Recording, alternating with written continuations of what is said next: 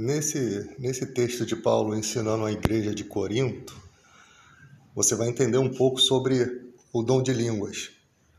Paulo faz uma crítica direta, né? E há aquelas pessoas que achavam que o culto deveria ser só dom de línguas, só a apresentação de dons, né? Aí Paulo, ele fala que tudo que é feito na igreja, né, ela tem que ter um progresso de edificar a igreja, de mostrar para aquelas pessoas algum conhecimento, tá?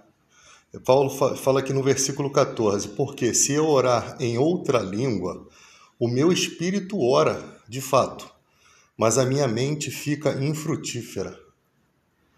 Imagina, se eu soubesse, se o dom de línguas fosse em inglês, tá? Use esse exemplo. E ali eu estou orando em uma outra língua. Isso se o dom de línguas fosse uma língua humana. Eu saberia o inglês, porque seria um dom, né? Como que a minha mente ficaria infrutífera? Então, não significa que o dom de língua é um dom de linguagem humana. Porque quando eu oro, se eu orar em uma língua estrangeira, eu tendo o dom, vou entender o que eu estou falando. A minha mente não vai ficar infrutífera. Eu vou compreender, né? Porque Paulo ensina que quem ora em língua deve orar para que também saiba interpretar.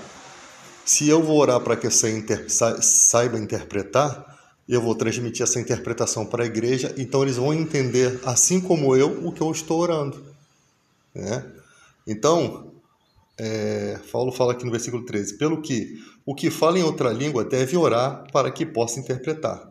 Porque se eu orar em outra língua, o meu espírito ora de fato, mas a minha mente fica infrutífera. Então, se eu não tenho interpretação daquilo que eu estou orando, né, a minha mente fica infrutífera. Eu não estou recebendo no meu consciente, no meu intelecto, aquilo que eu estou orando.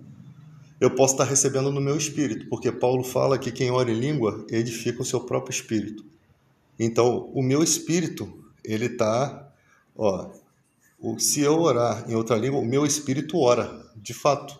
Ou seja, o meu espírito, ele está fazendo uma oração conectada com Deus. Mas o meu intelecto não está compreendendo o meu próprio dom, o próprio dom que Deus me deu.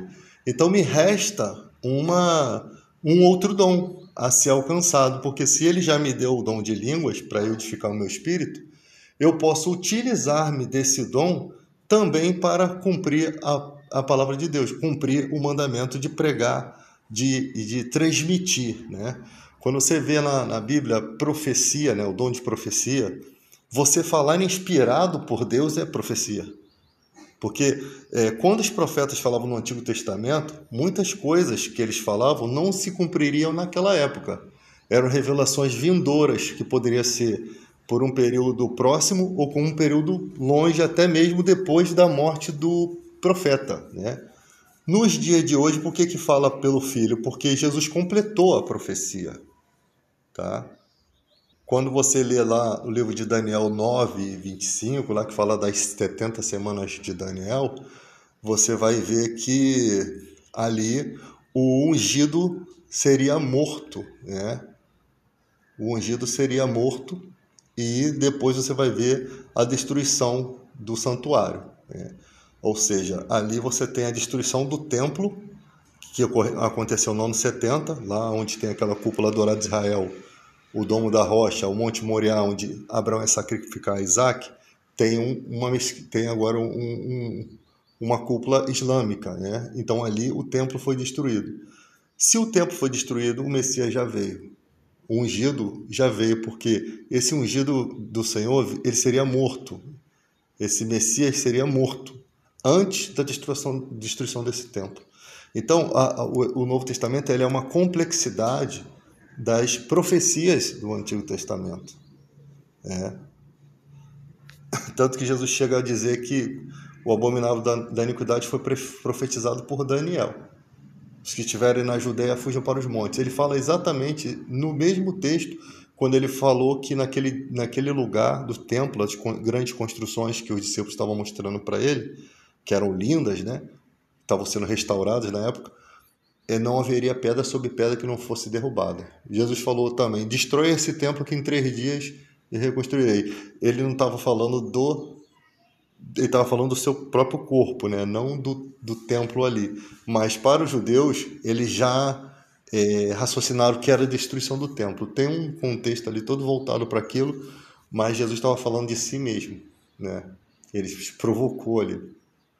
Então, olha o que Paulo fala também. E é assim que instrumentos, versículo 7, instrumentos inanimados, como a flauta, a cítara, quando emitem som, se não os derem bem distintos, como se reconhecerá o que se toca na flauta ou na cítara?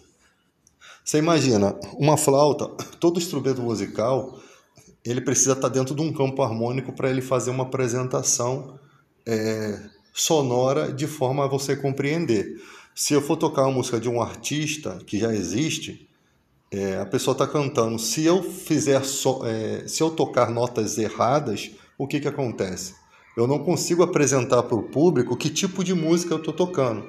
Agora, se eu fizer sons distintos exatamente encaixado dentro daquela harmonia, eu consigo transmitir através do som que tipo de música que eu estou tocando.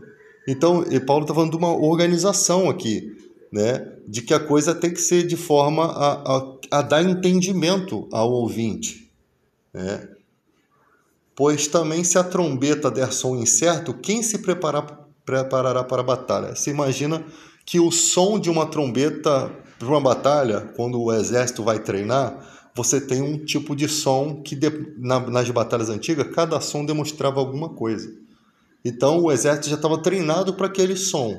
Se a trombeta desse um som estranho, que não fosse o som que os soldados aprenderam na batalha, como é que eles iam se preparar para a batalha? Eles não conhecem aquele som, entende? Então, tipo assim, em todo momento o soldado está aprendendo um tipo de som, um barulho, aquele barulho, é o barulho da batalha.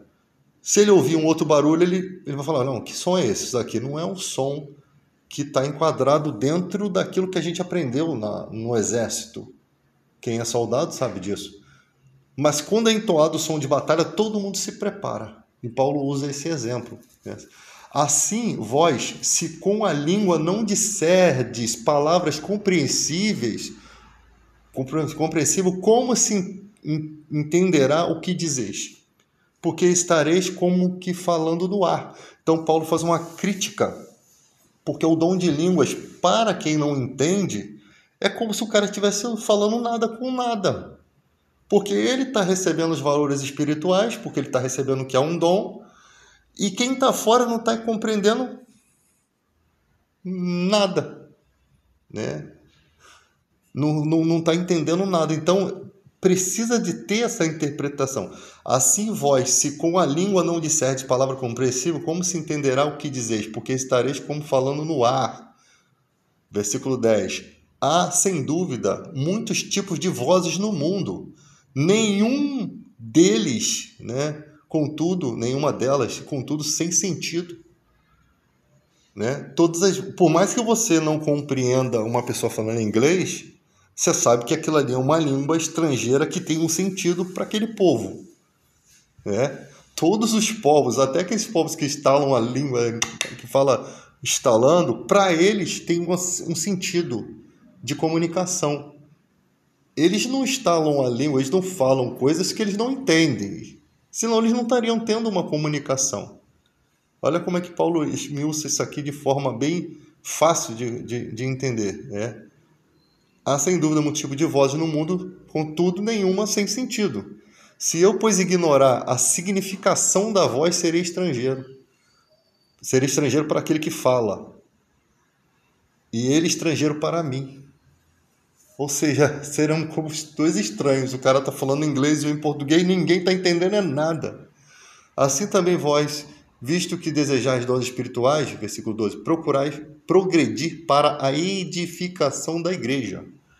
Então, um dom espiritual que ele não progride para edificar os cristãos, que são o corpo de Cristo, né, os muitos membros, ele não tem sentido algum. Pelo que fala em outra língua, em outra língua, tá no singular, apesar de o texto falar em variedades de línguas lá atrás, deve orar para que possa interpretar. Porque se eu orar com outra língua, o meu espírito ora de fato, mas a minha mente fica infrutífera. Que pois farei? Orarei com o espírito, mas também orarei com a mente. Cantarei com o espírito, mas também cantarei com a mente. E se tu bendisseres apenas em espírito, como dirá um indouto o amém? Imagina, você está falando coisas espirituais. E vamos supor que você entendesse a interpretação, mas você ficasse calado. E você está orando em línguas. Como é que aquela pessoa vai dizer amém para o que você está falando? Como é que ela vai estar dizendo uma confirmação para aquilo que você está dizendo se ela não está entendendo? Ela não pode dizer amém para qualquer coisa. O amém, versículo 16, se tu bendisseres apenas em espírito, como dirá um indouto amém depois da sua ação de graças? Visto que não entende o que dizes, porque tu de fato dás bem as graças, mas o outro não é edificado. Dou graças a Deus porque falo em outras línguas mais do que todos vós. Paulo não só orava em línguas, mas também tinha dupla cidadania, né? Contudo, prefiro falar na igreja 5 palavras com meu entendimento para instruir outros a falar 10.000 palavras em outra língua. Então, Paulo, mesmo sendo um cara cheio, né, de conhecimento, cheio do Espírito, né, que com certeza era maior do que eles em entendimento dessas questões, usava do raciocínio lógico, de profetizar as Escrituras. Irmãos, não sejais meninos no juízo, na malícia, sim. Sede crianças. Quanto ao juízo, sede homens amadurecidos. Na lei está escrito: falarei a este povo por homens de outras línguas e por lábios de outros povos, e nem assim me ouvirão, diz o Senhor. De sorte que as línguas constituem um sinal não para os crentes, mas para os incrédulos. Mas a profecia não é para os incrédulos, e sim para os que creem. Profecia, palavra inspirada, a pregação da palavra, ou pode ser também uma revelação. Se, pois, toda a igreja se reunir no mesmo lugar e todos se puserem a falar em outras línguas, no caso de entrarem indoutos ou incrédulos, não dirão porventura que estás loucos? O cara chega na igreja e ele não está entendendo nada que está acontecendo ali. Está todo mundo louco naquele lugar. Porém, se todos profetizarem e entrar algum incrédulo ou indouto, e é eles por todos conhecidos e por todos julgados, tornam-se-lhe manifestos os segredos do coração. E assim, prostrando-se com a face em terra, adorará a Deus, testemunhando que Deus está de fato no meio de vós. Então entrou aqui, né, as pessoas profetizando, seja revelação, seja pregação da palavra, entram pessoas incrédulas e indoutos, né? Aqui a gente vai ver aqui a palavra indouto, idiotes, caramba, uma pessoa privada em oposição ao magistrado, governante, rei e tal. Então essa pessoa entrou na igreja e é ele por todos convencido e por todos julgado. Tornou-se aqui manifesto os segredos do coração dessa pessoa, e essa pessoa acabou prostrando-se face em terra e se arrepende, né? E vai adorar a Deus. E acaba testemunhando que de fato Deus está no meio daquele corpo que trouxe aquela revelação para que fizesse aquela pessoa se arrepender. Que fazer, pois, irmãos? Quando vos reunir, um tem salmo, outro doutrina, este traz revelação, aquele outro língua, e ainda outro interpretação. Seja tudo feito para edificação. No caso de alguém falar em outra língua, que não sejam mais do que 2, ou quanto muito 3, e isto sucessivamente, e haja quem interprete. Não significa que às vezes o cara está ali pregando e fala um pouco em línguas ali, mas não com o intuito de ensinar, mas porque ele está cheio ali do dom e ele está ensinando e ao mesmo tempo orando em língua, ele não precisa interpretar o que ele está orando ali na hora, a não ser que todo o culto fosse tomado daquela forma, né? É isso aqui que Paulo está criticando. No caso, mas não havendo intérprete, fique calado na igreja, falando consigo mesmo e com Deus. Ou seja, não sabendo ele interpretar ou não tendo quem interprete aquele dom dele, ele pode continuar orando em línguas em espírito aqui, com ele mesmo aqui, no cantinho dele, fazendo a oração sem precisar explanar aquilo que ele está falando. Para não dar a ideia de que o cara está querendo se mostrar, né? Então, não havendo intérprete, fique calado na igreja, falando consigo mesmo e com Deus. Tratando-se de profetas, falem apenas 2 ou 3 e os outros julguem, ou seja, a profecia ela pode ser julgada, ela pode passar por um julgamento, se realmente aquilo ali que está sendo falado é tipo de profecia de Deus. Tratando-se de profetas, falem apenas 2 e os outros julguem. Se porém vier uma revelação ao trem, que esteja assentado e cale-se o primeiro. Que esteja assentado e cale-se o primeiro, porque todos podereis profetizar um após outro, para todos aprenderem e serem consolados. Uma organização. Os espíritos profetas são sujeitos aos próprios profetas, porque Deus não é de confusão e sim de paz, como com todas as igrejas dos santos. Conservem-se as mulheres caladas nas igrejas, porque não lhes é permitido falar, mas estejam submissas, como também a lei a determina. Ou seja, as mulheres estão ligadas à lei, aqui a lei judaica, né? Porque lá naquela época havia uma organização e essa igreja é em Corinto, né? Então havia ali uma organização de pessoas que já eram ligadas à lei, à prática da lei. Então as mulheres tinham que seguir ainda aquele comportamento. Se porém querem aprender alguma coisa, interroguem em casa o seu próprio marido, porque para a mulher é vergonhoso falar na igreja. Porventura a palavra de Deus se originou no meio de vós, ou vê ela exclusivamente para vós outros? Se alguém... Aí você vai ver que aqui Paulo fala uma questão de cultura, né? Uma questão de cultura. Depois, no texto, ele fala que a mulher foi enganada e o homem não, né? Então, por isso que ele usa essa questão. Tem um zelo ali, e aí você tem que ver a cidade que Paulo está falando isso. Porque lá na frente você vai ver Priscila e Áquila, né? O casal, aonde a casa deles era usada como uma obra missionária. E Priscila e Áquila, elas discipularam Apolo. E você vai ver também que há uma ordem na igreja para que as mulheres elas pudessem, com o uso do véu, profetizar uma após a outra, né? Então ali havia a ordem das mulheres ali.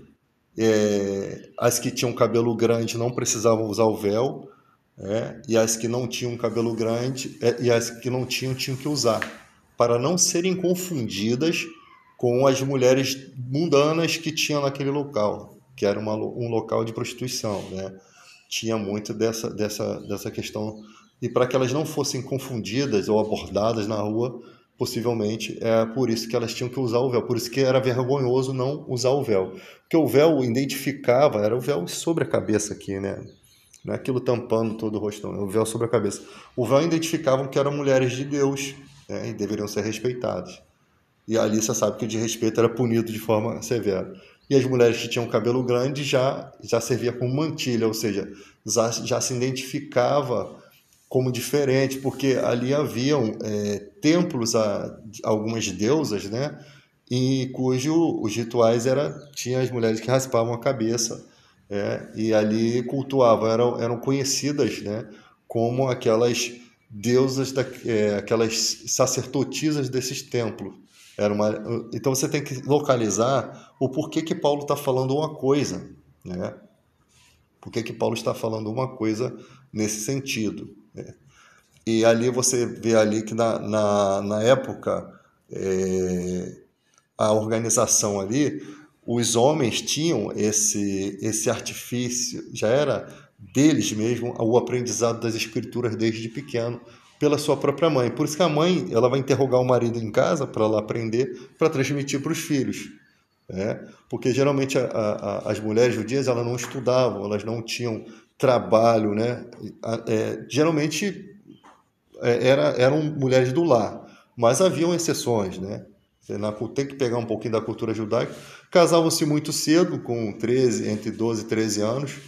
Muitas vezes o casamento era arranjado pelos pais, né? Tinha questões de dotes e tal. Então, você tem uma certa cultura ali, você não vê. As mulheres não podiam conversar com outro homem na rua. Quando você vê as mulheres lá ligadas aos discípulos, lá na época de Jesus, tem toda uma narrativa ali daquele povoado que veio de outro lugar, né? Então é um povo mais diferente, mesmo sendo da mesma cultura, tem umas diferenças ali. E depois precisa ser analisado na história. Mas na sua totalidade, as mulheres elas andavam com véu, até dentro de casa, se tivesse janela aberta, não podia conversar com outros homens, né? Elas tinham uma dedicação exclusiva para os filhos, para o lar, não estudavam, mas podiam aprender as escrituras. E os maridos, como tinham mais prática por estar sempre nas sinagogas, né? Por estar sempre aprendendo, eles poderiam transmitir isso em casa. Então, se as mulheres ficassem interrogando o marido na hora do culto, atrapalharia o culto. Então, Paulo está repreendendo essa situação, de que o culto pode virar uma bagunça se as mulheres quiserem o entendimento exatamente naquela hora. Então, Paulo está falando, interrogue os seus maridos em casa. Estava acontecendo isso. Cara, por que ele falou isso? Por que é isso? Ou seja, os caras tinham mais entendimento, né? Porque eles estavam sempre habitualmente na sinagoga, ali nas igrejas, eles estavam sempre no antigo lá na época do Antigo Testamento, porque essa galera se converteu, mas eles já vieram da uma cultura judaica, eles já tinham práticas de templo, então muitas e muitas vezes se reuniam para discutir esses assuntos, porque a vida dessa gente era falar das escrituras, né? Era estar sempre entendendo as escrituras. É muito importante a gente entender que a cultura deles é diferente da nossa. Ali era muito importante ter entendimento, né? Até porque alguns muito entendidos podiam até ter títulos, né, nas sinagogas, né? Talvez existisse ali uma vontade de ser alguém ali de prestígio, né? Nas sinagogas. Então tinha pessoas que eram mais conceituadas, mestres que ocupavam um cargo, e possivelmente tinha pessoas que também poderiam querer estar fazendo parte daquilo ali.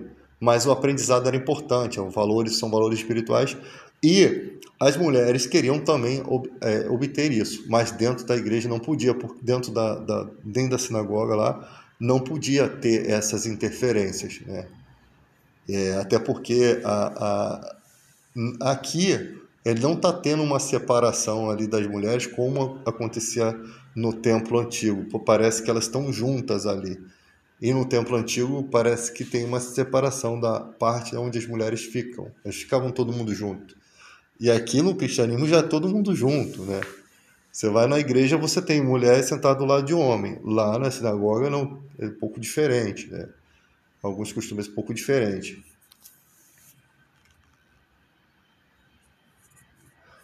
Aí, versículo 39. Portanto, meus irmãos, procurai com zelo o dom de profetizar, e não proibais o falar em outra língua. Entende? Tudo, porém, seja feito com decência e ordem. Não pode proibir a pessoa de falar em outra língua, mas desde que siga as ordens aqui. Então, o Paulo é o cara que vai dar esse ensinamento aqui, né? Uma coisa aqui que o Sabino falou outro dia que foi, poxa, muito ridículo. Ora, se é corrente pregar-se que Cristo ressuscitou dentre os mortos, como, pois, afirmam alguns dentre vós que não há ressurreição de mortos? Aí o Sabino falou, vocês estão vendo os mortos ressuscitando? Cara, o texto não está dizendo nada disso.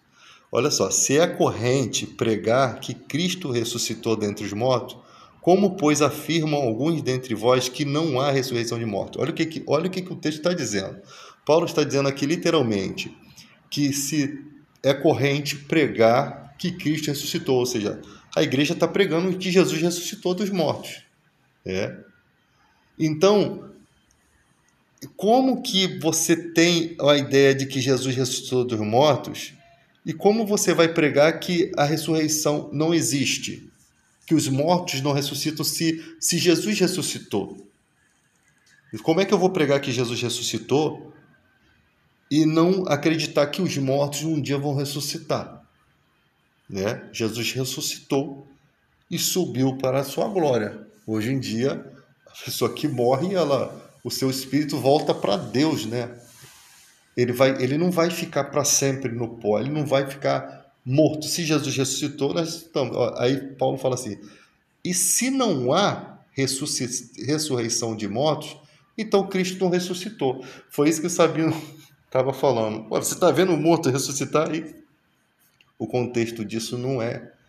O contexto aqui está no sentido de pregação. Se não existe ressurreição de mortos, ou seja, se os mortos não vão ressuscitar nunca, não tem esse entendimento, não tem isso na Escritura, então Cristo não ressuscitou. E se Cristo não ressuscitou, é vã a nossa pregação e vã a vossa fé. E somos tidos como por falsa testemunha de Deus, porque temos asseverado contra Deus que ele ressuscitou a Cristo, ao qual ele não ressuscitou, se é certo que os mortos não ressuscitam. Então, olha só, se é certo que os mortos não ressuscitam, Paulo não está falando que os mortos estão ressuscitando ali, naquele momento presente. Ele só está explicando que os mortos vão ressuscitar. E se os mortos não ressuscitam, a gente está pregando uma coisa contra Deus, porque as Escrituras estão mostrando que sim. E a gente está dizendo que ele não ressuscitou, a gente está dizendo que Deus é mentiroso. A gente está dizendo que Deus é mentiroso. Se de fato a ressurreição fosse uma mentira. Se eu estou afirmando a verdade e Deus estivesse falando na Escritura que não há ressurreição, eu seria mentiroso em falar que há ressurreição. Porque se os mortos não ressuscitam, também Cristo não ressuscitou. Então a ressurreição de Cristo está totalmente ligada a essa ideia de que ele é o primeiro, o primogênito dos mortos, Ele é o primeiro a ressuscitar e assumir a glória, apesar de ele ter ressuscitado a Lázaro, ter ressuscitado outras pessoas, ele não é o primeiro a ressuscitar, mas ele é o primogênito dos mortos, ele é o cara que vai morrer e ressuscitar já com um poder de vencer a morte, porque o corpo dele nunca experimentou pecado, Então ele já é o corpo dele já é glorificado por si só. Ele só retoma a sua glória, porque ele nunca pecou. Então nunca que a morte teve poder sobre ele, tanto que ele entregou o seu espírito na cruz, Aí ele fala: se Cristo não ressuscitou, é vã a vossa fé e ainda permaneceis os vossos pecados. Então, tipo assim, se Cristo não ressuscitou, também não há perdão de pecados. Então, todo mundo volta para a prática do sacrifício dos bichinhos lá, para poder ter uma expiação, pelo menos. E ainda mais, os que dormiram em Cristo pereceram, ou seja, os que morreram na esperança de Jesus não voltam. Se a nossa esperança em Cristo se limita apenas a essa vida, somos os mais infelizes de todos os homens. Por quê? Porque a gente está aqui igual um doido pregando uma coisa que não vai acontecer. A gente perdeu tempo de vida com isso, podendo ter se divertido esse tempo todo, vivido, não falo divertir em pecado, mas podendo não ter perdido todo esse tempo se esforçando por algo que não vai acontecer. Por isso que nós somos os mais infelizes de todos os homens. Porque todo mundo pegou esse tempo que a gente gastou em vão, supostamente, e viveu. E a gente perdeu fazendo um vídeo aqui, live, trazendo estudos, Olha quantos estudos eu já fiz, milhares. Olha quanto tempo de vida perdido em vão que fosse, Mas, de fato, Cristo ressuscitou dentre os mortos, sendo ele a primícia dos que dormem. Visto que a morte veio por um homem, também por um homem veio a ressurreição dos mortos. Então, está dizendo que a morte veio por meio de Adão aqui. Ela veio por meio de um homem, E por um homem veio a ressurreição dos mortos. Da mesma forma que ela veio, ela saiu. Porque assim como em Adão todos morrem, assim também todos serão vivificados em Cristo. Ou seja, em Adão todos morrem. Não existe nenhuma vida humana que não morra. E se todos morrem, é porque todos vieram de Adão. Se alguém aí ficou para semente, se alguém aí está vivo eternamente, esse daí seria uma prova de que ele não descende de Adão, porque a morte não teria poder sobre ele. Mas cada um, porém, por sua própria ordem. Cristo, as primícias, né? Depois os que são de Cristo na sua vinda. Então virá o fim, quando ele entregar o reino a Deus e Pai, e quando houver destruído todo o principado, bem como toda potestade e poder. Porque convém que ele reine até que haja posto todos os inimigos debaixo de seus pés. Então as pessoas falam que Jesus não é o próprio Pai? Ué, então, como que ele vai entregar o reino a Deus e Pai? Olha que quando Paulo está falando isso aqui, Jesus está morto há muito tempo. Tá? Porque Paulo não conheceu a Cristo em vida. Então virá o fim quando ele entregar o reino a Deus e Pai, quando houver destruído todo o principado, ou seja, todo o mal, todos os demônios, ele vai entregar, depois que ele destruir e jogar no lago de fogo, ele vai entregar o reino a Deus. Ele vai destruir toda a potestade e poder, porque convém que ele reine até que haja posto todos os inimigos debaixo dos seus pés. Salmo 110. Disse Jeová Todo-Poderoso, o tetragrama, o Senhor, ao meu Senhor, Adoni, no hebraico: assenta-te à minha direita até que eu ponha seus inimigos prostrados aos seus pés. Aí, olha só, o último inimigo a ser destruído é a morte. Porque todas as coisas sujeitou debaixo dos pés. E quando diz que todas as coisas lhe estão sujeitas, certamente exclui aquele que tudo lhe subordinou. Quem é esse aquele? Deus. Tudo está debaixo dos pés de Jesus, menos o próprio Pai. Quando, porém, todas as coisas lhe estiverem sujeitas, então o próprio Filho também se sujeitará àquele que todas as coisas lhe sujeitou, para que Deus seja tudo em todos. De outra maneira, que farão os que se batizam por causa dos mortos? Se absolutamente os mortos não ressuscitam, por que se batizam por causa deles? E por que também nós nos expomos a perigo a toda hora? Dia após dia morro, eu o protesto, irmãos, pela glória que tem em vós outros em Cristo Jesus nosso Senhor. Então por que o cara ele está se colocando em perigo por uma coisa inexistente? Se como homem lutei em Éfeso com feras, que me aproveita isso? Se os mortos não ressuscitam, comamos e bebamos que amanhã morreremos. Não vos enganeis, as más conversações corrompem os bons costumes. Tornai-vos a sobriedade, como é justo, e não pequeis, porque alguns ainda não têm conhecimento de Deus. Isso digo para vergonha vossa. Aí ele começa a falar da ressurreição aqui do corpo depois de ser eleito. Então, aqui já foi bem explícita a situação.